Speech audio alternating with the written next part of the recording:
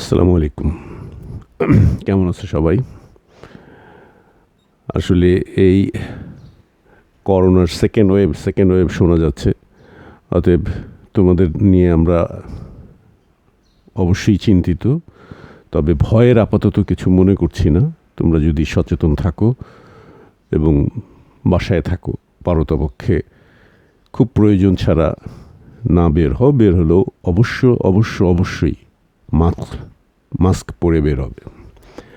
যাই হোক, তোমাদের এই অনলাইন ক্লাসে স্বাগত জানাচ্ছি। আমার যে টপিকস নিয়েছিলাম, এর আগেও তোমাদের নিয়েছিলাম মেকানিক্স অ্যান্ড প্রপার্টিস অফ ম্যাটারের ইলাস্টিসিটির একটা অংশ আজকে আমরা পড়ব, সেটা হচ্ছে ক্যান্টিলিভার। এবং আজকের এই টপিক্সটা দিয়েই এই চ্যাপ্টারটাকে আমি শেষ করব। পরবর্তীতে অন্য চ্যাপ্টারে হয়তো আসব। আমাদের ক্যান্টিলিভার জিনিসটা কি, প্রথমে একটু সেটা বুঝতে হবে। আমি এখানে একটা সংজ্ঞা, ছোট আকারে একটা সংজ্ঞা লিখেছি। Definition: a cantilever is a beam fixed horizontally at one end and loaded at the other. শুরুটা করলাম, তোমরা আসলে ইংরেজিতে আমাদের অভ্যস্ততাও কম, তোমাদের বুঝতেও সমস্যা। শুরুটা এইভাবে করলাম। এটা আসলে বোঝায় কি, ক্যান্টিলিভার জিনিসটা কর্ণলম্ব, বাংলায় বলে কর্ণলম্ব। এবং এটা এখন তোমরা পড়বা ফিজিক্সের একটা অংশ হিসেবে, পরীক্ষার জন্য একটু বোঝার চেষ্টা করবা। কিন্তু এটা খুবই প্রয়োজনীয় একটা অংশ। কাদের জন্য? এই যে ধরো বড় বড় বিল্ডিং হচ্ছে, ইঞ্জিনিয়ারিং যে সেকশনগুলো হচ্ছে, বিশেষ করে যে ব্রিজ হচ্ছে, এই ক্রেনের কিছু ব্যবস্থা আছে, এগুলোর জন্য এগুলো কি পরিমাণ কীরকমভাবে চলতে পারে, তার জন্য এটা খুবই প্রয়োজনীয়। দেখো, এই যে কথাটা বলছে এখানে, একটা বিম, আমরা প্রথমে একটু এমনি বুঝে নিই। একটা ফিক্সড অংশে একটা বিমটা এরকম মোটা করেই দেখালাম। এরকম একটা বিম এই পোর্শনে যদি ফিক্সড থাকে আর এইভাবে করে যদি থাকে, তাহলে এই বিমের একটা ভরের কারণে, এই বিমটা একটা লোহার হতে পারে, একটা শঙ্কর ধাতুর হতে পারে, যেমনই হোক, এই একটা ইটসেলফ এর একটা ভরের কারণে, এর একটা ভরের কারণে ওজন হয়। এই মাথাটা একটু নিচু হয়ে যেতে পারে। এই পাশে কিন্তু ফিক্সড করে দেয়া আছে। এই মাথাটা যেহেতু ওপেন, ফ্রি, সেটা এর ভরের কারণে ওজন হয় এবং সেই ওজনের কারণে একটু নুয়ে আসতে পারে। আবার এইখানে যদি একটা ভর দিয়ে দেয়া হয়, এই ডাব্লু একটা ওজন, ডাব্লু সমান mg, এরকম একটা ওজন এর উপর দিয়ে দেওয়া হয়, তাহলেও এটা রিফর্ম হয়ে যাবে। এইটা পড়ার সুবিধার্থে এটা কীরকম হইতে পারে, এটা এই ধরো এরকম একটা বিম, এটাকে বিম বলে। এর একটা এইভাবে আমরা যদি একটা নিউট্রাল অ্যাক্সিস চিন্তা করি, এটা একটা নিউট্রাল অ্যাক্সিস। আমরা এখন এই নিউট্রাল অ্যাক্সিসটা দিয়েই পুরোটা কমপ্লিট করব। নিউট্রাল অ্যাক্সিসটাই রেখে দিলাম, বিমের অংশটা সরিয়ে ফেললাম।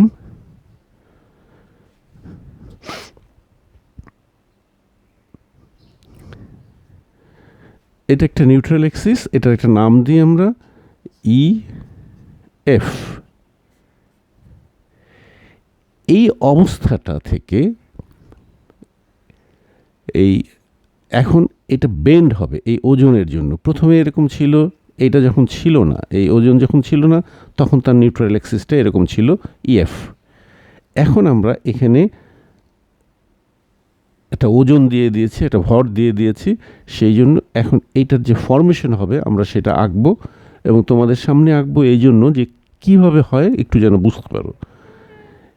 এই মাথাটা বেশি পরিমাণ নামবে, আস্তে আস্তে আস্তে আস্তে কম নামবে, এবং সেইটা দেখানোর জন্য আমরা একবারে চেষ্টা করি এই, অর্থাৎ এফ এখানে চলে আসলো, ধরো এফ ড্যাশ প্রান্তে, আর তো ফিক্সড, সেজন্য নড়তে পারছে না।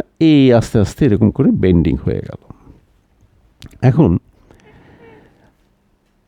এই যে ইএফ, এই যে বেন্ডিং, এই বিমটা, এই বিমটার দৈর্ঘ্য আমি কিন্তু লিখবো, আস্তে আস্তে মুছবো, কারণ বোঝাতে গেলে আমার তাই করতে হবে। এই বিমটাকে আমরা এল দৈর্ঘ্যের বিবেচনা করছিলাম, এবং আমরা প্রথমে বিমটা দেখাইছি, এরপরে কিন্তু নিউট্রাল অ্যাক্সিস নিয়েছি, নিরপেক্ষ অক্ষ। এই বিম এল দৈর্ঘ্যের একটা নিরপেক্ষ অক্ষ বিবেচনা করেছি। আপাতত ফিক্সড প্রান্ত ই থেকে এক্স দূরত্বে, এই ধরো এই পর্যন্ত ধরলাম এক্স,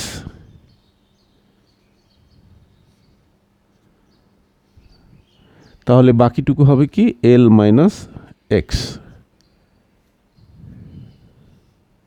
এই এক্স দূরত্বে একটা বিন্দু পি বিবেচনা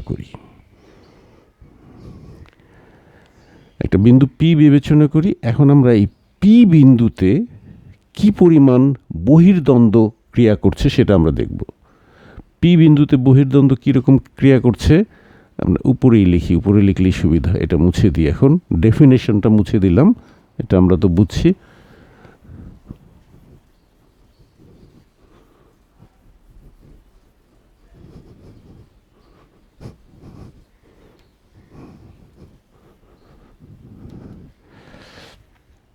আমরা এই নিচের চেয়ে এখানে লেখার চেষ্টা করি।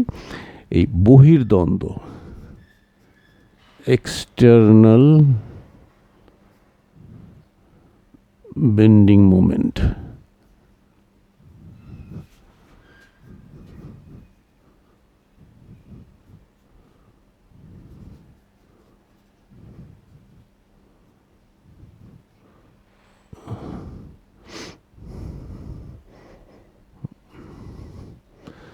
এই পি বিন্দুর জন্য এক্সটার্নাল বহি মোমেন্ট দ্বন্দ্বটা হবে আমাদের এখানে W into L minus x, কারণ এখানে এই ডাব্লুটাই ওজন হিসাবে ডাব্লু, আর এইখান থেকে এই বেন্ডিংয়ের জন্য এই দূরত্ব এল মাইনাস এক্স। বহির্দ্বন্দ্বটা আমাদের এই বিন্দুতে এরকম হবে।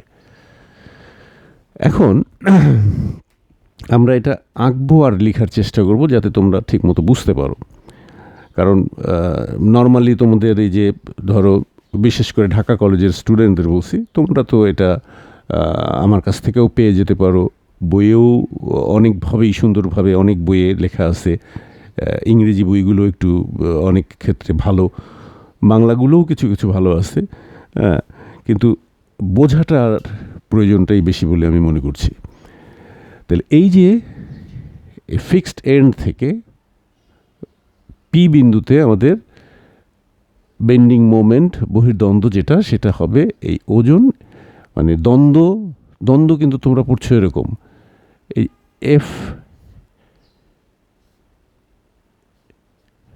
এখানেও এফ বল প্রয়োগ করা হয়েছে, এখানেও এফ বল প্রয়োগ করা হয়েছে, এবং এই দূরত্ব হিসেবে যদি এখানে আমরা বলতাম এটা এল, তাইলে দ্বন্দ্ব আমরা কি বলতাম, বলের মান, একটা বলের মান এবং এই বল দ্বয়ের মধ্যবর্তী লম্ব দূরত্ব এল।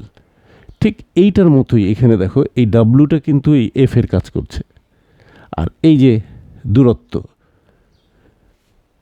এটা জাস্ট এই বেসিসেই এই বহির্দ্বন্দ্বটা হয়েছে। এখন সাম্যাবস্থায় আমরা বলতে পারি যে এটা তো এই আগে প্রথমে ছিল নিউট্রাল এক্সিসটা ইএফ, এখন এটা ইএফ ড্যাশে চলে আসছে। অর্থাৎ এখন কিন্তু আমরা ইচ্ছা করলে এটা বাদ দিয়ে বলতে পারি আমাদের এই নিউট্রাল এক্সিসটার অবস্থান এখন ইএফ ড্যাশ। এখন ইএফ ড্যাশে থাকা অবস্থায় এখানে একটা সাম্যাবস্থা সৃষ্টি হয়েছে। সাম্যাবস্থায় আমরা জানি যে সাম্যাবস্থায় এই যে এক্সটার্নাল বেন্ডিং মোমেন্ট আর ইন্টারনাল বেন্ডিং মোমেন্ট সমান হবে এবং সেইভাবেই সাম্যাবস্থায় থাকবে। আমরা এখানে এইভাবে একটু লিখতে পারি, বহিদ্বন্দ্ব অন্ত, অনেক সময় নমনাঙ্ক বলে, এটা ইন্টারনাল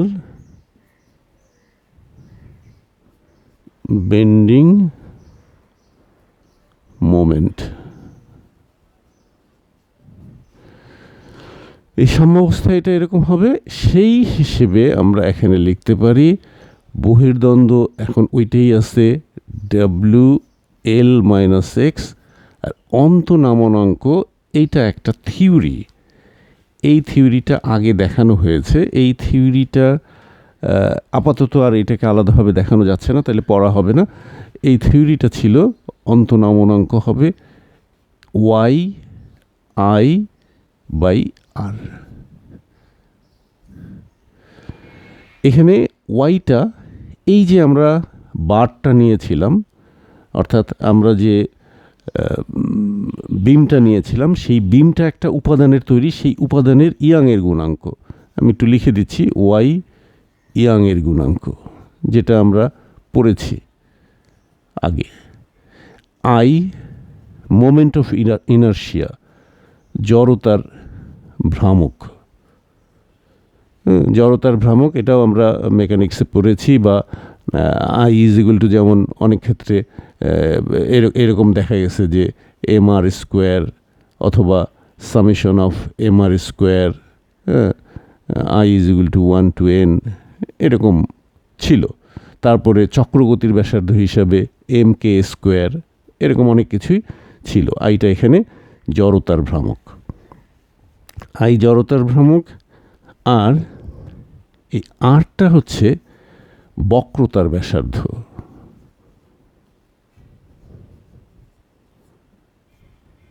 যেটাকে বলে, এটা ছোট ছোট কিছু জিনিস তো শেখা উচিত। এটার একটা নাম হচ্ছে ইংরেজিতে রেডিয়াস অফ কার্ভেচার। এখন আমরা এই চিত্রে রেডিয়াস অফ কার্ভেচারটা একটু বুঝাই দিব। আমাদের একটা সাম্যাবস্থার যে সম্পর্কটা আসছে, এক্সটার্নাল বেন্ডিং মোমেন্ট এবং ইন্টারনাল বেন্ডিং মোমেন্ট অবস্থায় এই পি বিন্দুর জন্য আমরা এরকম একটা দেখলাম। এইটার একটা ইকুয়েশন নাম্বার দিয়ে দিই, এটার একটা ইকুয়েশন নাম্বার দিয়ে দিলাম 1। আচ্ছা, এই যে বক্রতার ব্যাসার্ধ, এইটা নিয়ে একটু কথা বলতে চাচ্ছি। বক্রতার ব্যাসার্ধ জিনিসটা কি? দেখো, এইটা এই যে বাঁকা হয়ে এরকমভাবে আসছে, এই বিন্দুতে এইখানে এর যে বেন্ডিংটা, এর যে বাঁকানেসটা, সেটা আমরা এই বাঁকানোর জন্য এর একটা কেন্দ্র এখানে আছে। ধরো এটা, সরি একটু বাঁকা হয়ে গেছে বেশি, ধরলাম এইটা একটা পয়েন্ট ও। এইটা একটা বৃত্তের একটা অংশ, একটা বৃত্তের অংশ হিসেবে, সেই বৃত্তের কেন্দ্র হিসেবে এই যে গেলাম এখানে, এই ব্যাসার্ধটাকেই বলে বক্রতার ব্যাসার্ধ। এই যে এখানে যে বাঁকা হয়েছে,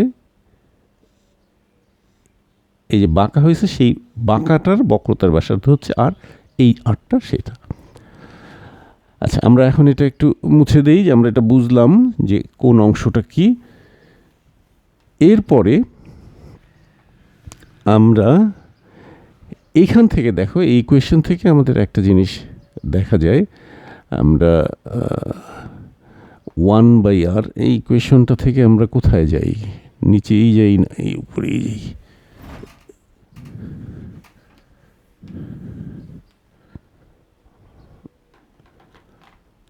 সমস্যা হয়ে গেল, দেখি।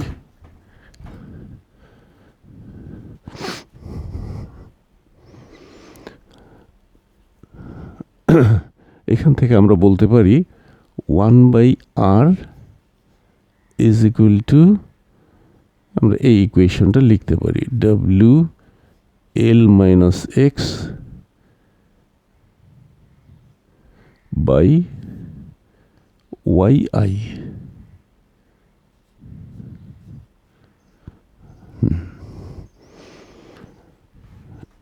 এটা এখান থেকে আমরা লিখতে পারি।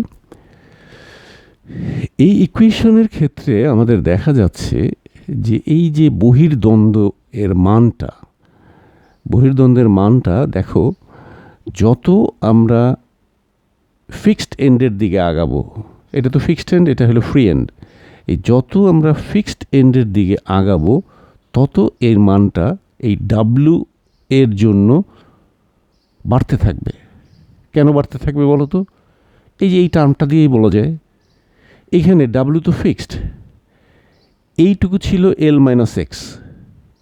এখন এখান থেকে যদি এই পয়েন্টে আমরা আসতাম, যে এই যে এই পি পয়েন্টটা যদি এইখানে নিতাম, তাহলে এইটুকু হতো এল মাইনাস এক্স। তাহলে এল মাইনাস এক্সের মান বেড়ে গেলে কি হতো? অবশ্যই বহির্দ্বন্দ্ব বেড়ে যেত। এইভাবে দেখা যায় যে ফিক্সড এন্ডের দিকে আসতে থাকলে বহির্দ্বন্দ্বের মান বাড়তে থাকবে। আবার এই যে বহির্দ্বন্দ্বের মান বাড়তে থাকলে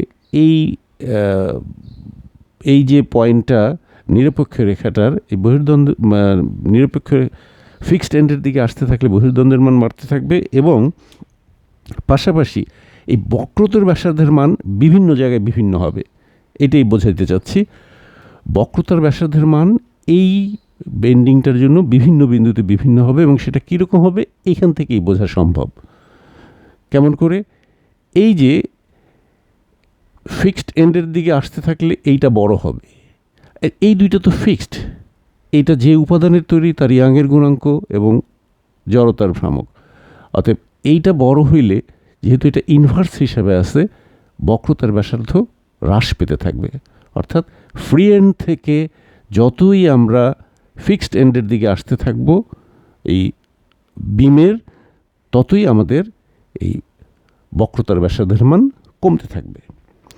আমরা আমাদের সুবিধার জন্য এখন এই পি বিন্দুর একদম কাছাকাছি, খুব কাছাকাছি, অর্থাৎ ডিএক্স দূরত্বে, আমাদের আঁকার সুবিধার্থে আমরা কিন্তু দূরত্বটা একটু বেশি নেই, কিন্তু বোঝার জন্য, আঁকার জন্য, নোটিফাই করার জন্য কিন্তু আমরা বলে দিচ্ছি যে পি বিন্দুর খুব কাছাকাছি এইরকম হওয়া উচিত। কিন্তু এরকম হইলে আমার আঁকতে অসুবিধা, তোমাদের বুঝাইতে অসুবিধা। তাহলে এইখানে আমরা বলি কিউ, পি একটা বিন্দু নিলাম, কিউ খুব কাছাকাছি একটা বিন্দু নিলাম, যেটা রেডিয়াস অফ কার্ভেচার খুব কাছাকাছি বলে রেডিয়াস অফ কার্ভেচার, মানে এই আরটা সমান বিবেচনা করা হয়েছে। এইটা যেমন আর, এইটাও তেমনি আর, যেটা এই কেন্দ্রে এইখানে একটা কোণ তৈরি করছে, সেই কোণটা হচ্ছে ডি থিটা, ছোট কোণ হিসাবে থিটা কোণ, এই কোণটাকে ডি থিটা ধরা হচ্ছে। এই যে পি কিউ, এইটা বলছি পি এর খুব কাছাকাছি এইখানে হওয়ার কথা ছিল, কিন্তু আঁকার সুবিধার্থে এখানে গেছে। তারপরেও এইটা হচ্ছে ডিএক্স। আমরা এখান থেকে কি বলতে পারবো? আচ্ছা, এটারও একটা ইকুয়েশন নাম্বার দিয়ে দিই, 2। এখান থেকে আমরা বলতে পারবো এখানে P Q is equal to DX is equal to R D theta. এই যে এটা কোথেকে বলতে পারলাম? ডিএক্স ইজ ইকুয়াল টু এই যে আর ডি থিটা। এইটারও কিন্তু একটা তোমাদের আগে থেকেই জ্ঞান আছে, জানা আছে। এটা একটু বলতে চাই, tan theta is equal two যেমন লম্ব বাই ভূমি, এই ছোট্ট জ্ঞানটার উপরই এটা তোমাদের জানা আছে। এখানে তুমি চিন্তা করো, এই কোণটা ডি থিটা, ছোট কোণ, ছোট কোণ, তাহলে ট্যান ডি থিটা লিখলাম। লম্ব, এইটা কোণ হইলে লম্ব এই সামনেরটা, সেই হিসাবে ডিএক্স লিখলাম। ভূমি যে কোনো একটা, দুইটাই সমান ধরে নেওয়া হয়েছিল আর। এবং এরপরে আমাদের আবার জানা আছে থিটা ক্ষুদ্র হলে ট্যান থিটাকে থিটা লেখা যায়, তাহলে D theta is equal to DX by R. তাহলে কি হচ্ছে? DX is equal to R D theta, এই যে DX is equal to R D theta. এইগুলো প্রয়োগ করা হয়, কিন্তু তোমরা হয়তো ওই সময়গুলো খেয়াল করো না। কিন্তু এটা থিটা ক্ষুদ্র হলে ট্যান থিটাকে থিটা লেখা যায়, সেই অংশ থেকে এটা আসছে। এটা আর এখানে লিখলাম না।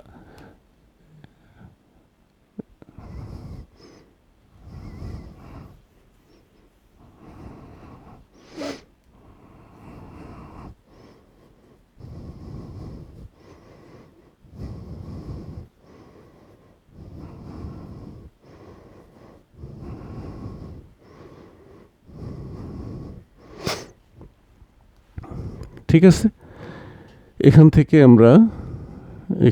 আমরা চিত্রটা নষ্ট করতে চাচ্ছি না। এইখান থেকে আমরা এইখানে আসি। তোমরা বোধহয় কিছু অংশ দেখতে পারবা, তারপরে আবার উপরে চলে যাব। এইখান থেকে আমরা লিখতে পারি 1/r is equal to 1/r is equal to, আর এখানে চলে আসলো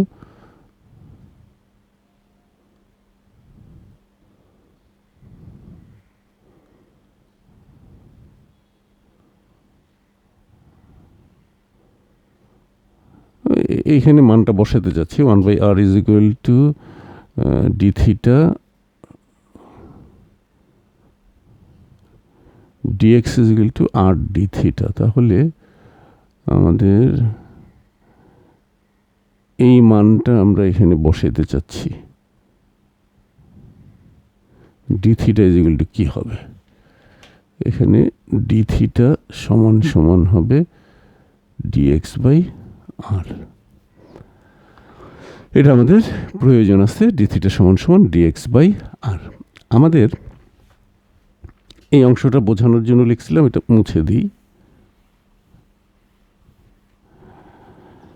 এখন আমরা পি এবং কিউ এই দুইটা বিন্দু থেকে, এই নিরপেক্ষ রেখার অক্ষের এই দুইটা বিন্দু থেকে আমরা দুইটা স্পর্শক আঁকবো। এটা তো বৃত্তের একটা অংশ, অতএব এখান থেকে আমরা স্পর্শক আঁকতে পারি। সেই স্পর্শকটা তোমাদের নিয়ে আঁকি। এইরকম স্পর্শকটা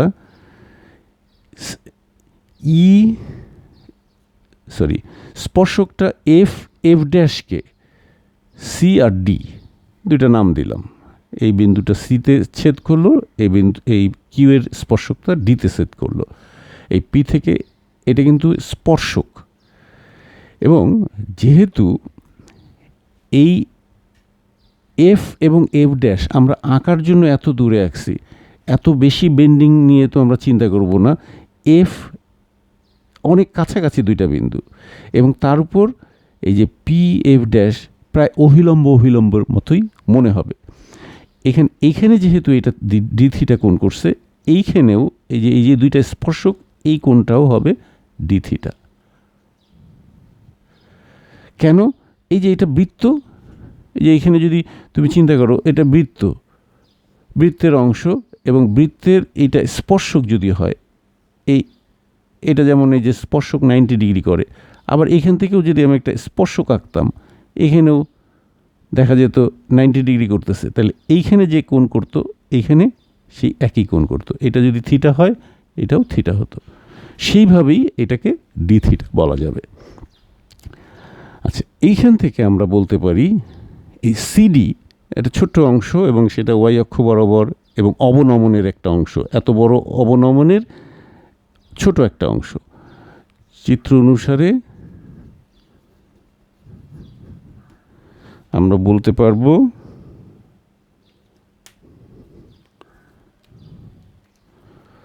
CD is equal to DY is equal to, এটার ক্ষেত্রে যেহেতু এই দৈর্ঘ্যটাকে L minus X D theta, এবং এটাও ওই একই জিনিস। ওই যে থিটা ক্ষুদ্র হলে ট্যান থিটাকে থিটা লেখা যায়, সেই হিসেবেই এটা লিখতে পারবো যে সিডি এটা হলো ধরো লম্ব, আর এটা হলো কোণ। ট্যান থিটা সমান সমান লম্ব বাই ভূমি, সেই ভূমি হিসাবে এল মাইনাস এক্স। এইখানে আমরা এখন এই ডি থিটার মান, এই যে ডি থিটার যে এই মানটা, সেটা বসাবো। আমরা আবারও একটু এই উপরে চলে যাই। পুরো অংশটা তো এখানে থাকবে না, রাখা যাবে না। আমরা আচ্ছা ঠিক আছে, এখানেই লিখি। এখান থেকে লিখতেছি D Y is equal to L minus X, এই ডি থিটার এখানে ডিএক্স বাই আর বসাই দিই। ডিএক্স বাই আর, এখন এই 1/r এর ইজ ইকুয়াল টু এটা বসালে আমাদের পেয়ে যাব এই যে 1/r এর এখানে w বাই ওয়াই আই, এইটার এটা গুণ করে দিলে এল মাইনাস এক্স স্কোয়ার ডিএক্স। এই সমীকরণটাকে আমরা নাম্বার দিলাম 3। ঠিক আছে?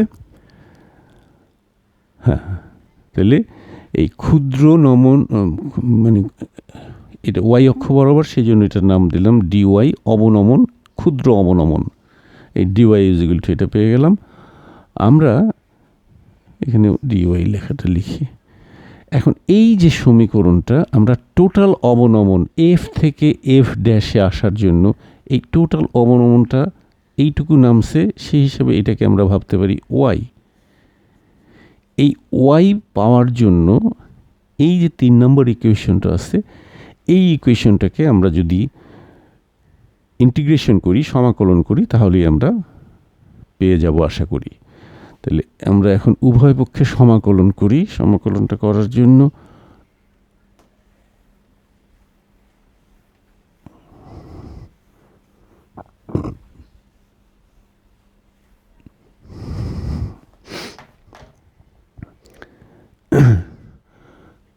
তিন নং কে উভয় পক্ষে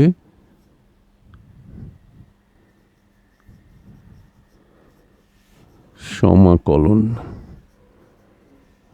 করে তোমরা এটার ইন্টিগ্রেশন সহজেই পারবা। সমাকলন করলে এই পাশে ওয়াই আর এই পাশের সমাকলনটা কনস্ট্যান্ট ডাব্লিউ ওয়াই আই এর ওজন, ইয়াংয়ের গুণাঙ্ক, জড়তার ভ্রামক, এগুলো সব কনস্ট্যান্ট। এটাকে বাইরে রেখে নিয়ে গেলাম আগেই। আর ডিএক্স মানে এক্স এর সাপেক্ষে, তাহলে এক্স 0 থেকে এক্স এর লিমিট এল এর মধ্যে আমরা এল মাইনাস এক্স স্কোয়ার ডিএক্স এর সমাকলনটা করলেই আমাদের এই বেন্ডিং বিমের কর্ণলম্বের অবনমন পেয়ে যাব। এটার আমরা কি করতে পারি, W by Y I L minus X স্কোয়ারকে একটু আমরা একটা লাইন লিখি, 0 to L L square minus 2lx plus X square, অর্থাৎ A minus B whole square. এটা ভেঙে ফেললাম। এখন এর পরের অংশটা আমরা যদি বলি যে এল স্কোয়ার ডিএক্স মাইনাস, প্রত্যেকটা আলাদা আলাদা করে করতে পারি আমরা, সমান সমান W by Y I L square. দেখো তোমরা এই ইন্টিগ্রেশন এখন পারার কথা, তারপরে অত বড় বিস্তারিত আমি করতে চাচ্ছি না। এই ইন্টিগ্রেশন এল স্কোয়ার ডিএক্স, তাহলে সেই হিসেবে হবে L square integration of DX মানে এক্স মাইনাস 2l বাইরে চলে গেল, ইন্টিগ্রেশন অফ এক্স ডিএক্স মানে X square by 2 plus integration of X square DX, তার মানে এক্স কিউব বাই 3। লিমিটটা বসালাম এল 0। এখন এক্সের জায়গায় ঊর্ধ্বসীমা বসাবো, এক্সের জায়গায় নিম্নসীমা বসাবো। তো নিম্নসীমা যেহেতু 0, সেটা বসানোর আর কোনো প্রয়োজন আমি মনে করছি না, প্রয়োজন নাই। তাহলে সেই হিসাবে আমাদের কি আসে, আবার একটু এই ওয়াইটা লিখলাম, Y is equal to W, এই ছোটো হাতের ওয়াই, এই ছোটো হাতের ওয়াই কিন্তু অবনমন, আবার এই বড় ওয়াই কিন্তু ইয়াংস মডুলাস, ইয়াংয়ের গুণাঙ্ক। ওয়াই আই এইখানে আমরা পেয়ে যাব L square into L 2l L square by 2 L cube by 3। এই বসালে এটা পেয়ে যাব, আর 0টা আর বসালাম না। এইটা তো এল কিউব, 2 বাদ এল কিউব, তার মানে এইটার এটা বাদ হয়ে যাবে, শুধুমাত্র এটা থাকবে। এই আমাদের ইকুয়েশনটা হবে Y is equal to W L cube divided by 3 Y I. এই আমরা যে ইকুয়েশনটা চাচ্ছিলাম যে একটা কর্ণলম্ব অথবা বিমের অবনমনটা কীরকম হবে, সেই অবনমনটা কিসের উপর নির্ভর করছে, কতটুকু ওজন মুক্ত প্রান্তে ঝুলানো হচ্ছে, আর এই এল, এই ফিক্সড এন্ড থেকে যে প্রান্তে ওজন ঝুলানো হচ্ছে এই বিমটার দৈর্ঘ্যটা কত, এই যে দেখো দৈর্ঘ্যটা কত তার উপর নির্ভর করতেছে, এবং কোন উপাদানের তৈরি বিমটা, তার ইয়াংয়ের গুণাঙ্ক এবং জড়তার ভ্রামক। এই জড়তার ভ্রামক বের করার আরও একটা আছে, অনেক সময় তোমরা এইভাবে ইকুয়েশনটা দেখতে পাবা, তোমাদের ভয় পাওয়ার কিছু নাই। ওয়াই, এই আই জড়তার ভ্রামকের মানটা এইরকমভাবে বসানো থাকে, এ কে স্কোয়ার। এই কে হলো যে চক্রগতির ব্যাসার্ধ, আর এ একটা ক্ষুদ্র ক্ষেত্রফলের ভর। এইভাবে করেও এটা দেখা যায়। তো এইখানে এটা আলাদা একটা জিনিস, কিন্তু এই ডান পাশের এই রাশিগুলোর মান জেনে এই মুক্ত প্রান্তের অবনমন কেমন হবে সেটা বের করা সম্ভব। আমরা আসলে এই পড়ার সময় পিওরলি একটা থিওরি পড়ি। তোমাদের বলে দিই, যারা ঢাকা কলেজের ছাত্র, তোমাদের খোলার পরে এই যে ক্লাসগুলো নিয়েছি, আবারও বলছি, তোমরা এটা একেবারে নোট আকারে পেয়ে যেতে পারো, তোমাদের প্রয়োজন হলে তোমরা নিয়ে নিবে। আর বোঝার জন্য এইগুলো বুঝে অন্তত পড়ে ফেলো এই তোমাদের এই টপিকস থেকে।